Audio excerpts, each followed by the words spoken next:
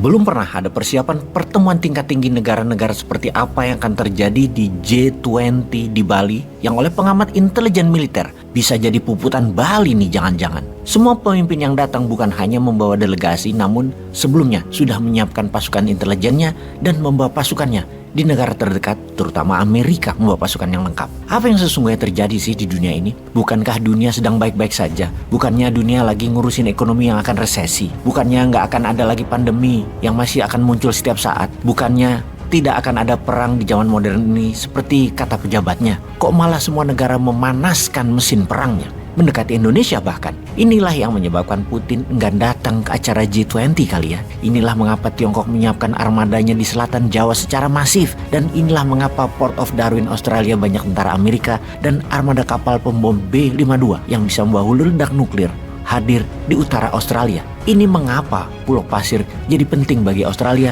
karena armada lautnya bisa ngumpet terdekat dengan Bali dari sana.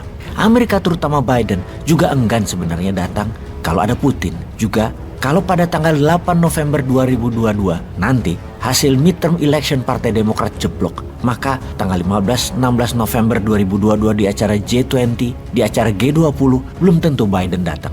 Biden bisa hilang selera dia. Kecuali acara G20 itu sebelum acara midterm election bisa nilai positif buat Biden. Kalaupun datang ternyata Amerika bagaikan bersiap perang di Bali armadanya. Full battle army. Tiongkok tidak mau kalah untuk melindungi pemimpin tertinggi mereka. Mereka menyiapkan perlindungan kekuatan yang tidak main-main. Semua tegang di G20. Kalau Putin tidak datang, kemudian Biden tidak datang, yang datang hanya Xi Jinping dan beberapa pemimpin negara papan tengah dan papan bawah. G20 nanti akankah ada resolusi atau hanya makan-makan bersama saja? Namun, kalau datang semua dan armadanya siap tempur semua, ini meeting atau mau perang sih? Oke, kita detailkan mengapa semua pemimpin negara besar tegang. Kita ke Asia Barat dulu. Kita semua tahu 8 minggu sudah Iran digoyang demo anti hijab.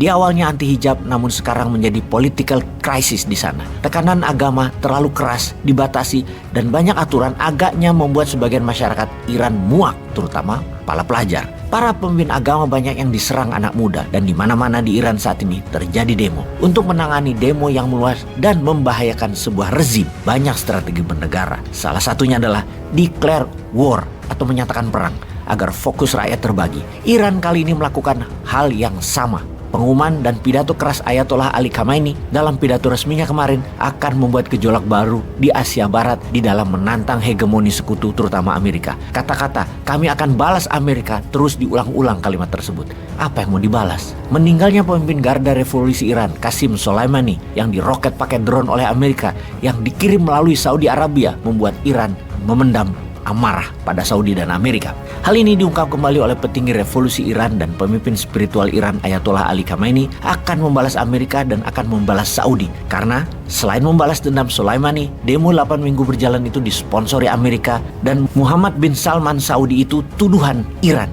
Dijawab oleh Biden, kami akan bebaskan Iran. Dan ini merupakan pernyataan persis seperti sewaktu Amerika melakukan pembebasan atas sandera di kedutaan Amerika di Iran di tahun 1981.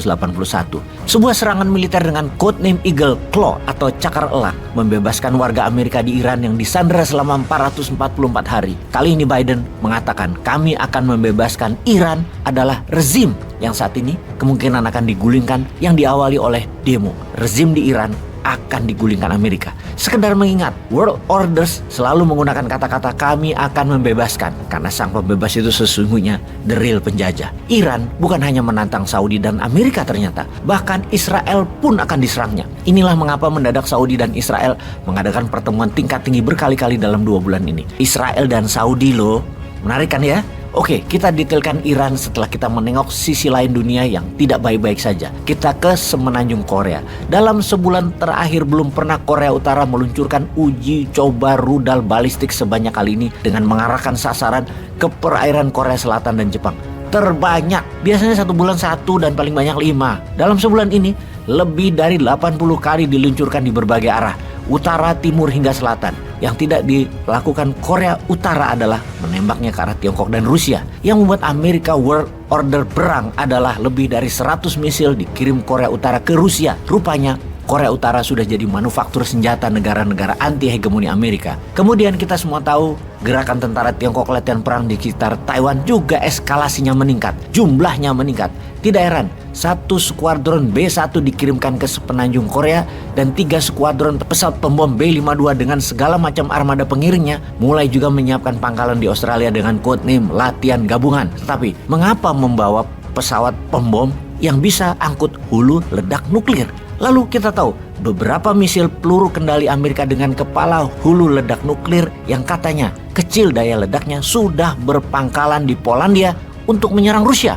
Ada apa sih ini semua? Ini bukan pesimis informasi, ini bukan negatif informasinya, ini bukan memframing informasinya bahwa dunia sedang mengarah ke pergerakan perang militer. Namun ini semua fakta, ada beritanya di berita mainstream dan ada datanya. Yang terakhir kita kembali ke G20. Karena rawannya keadaan dunia terutama konflik militer, maka tidak heran acara G20 menjadi di ujung tanduk. Acara yang tidak murah biayanya bisa terancam tidak berpengaruh apa-apa di tatanan global. Acara yang seharusnya bisa membuat Indonesia ke posisi terpenting di dunia bisa malah hasilnya terbalik. Jadi ajang perang kurus setra.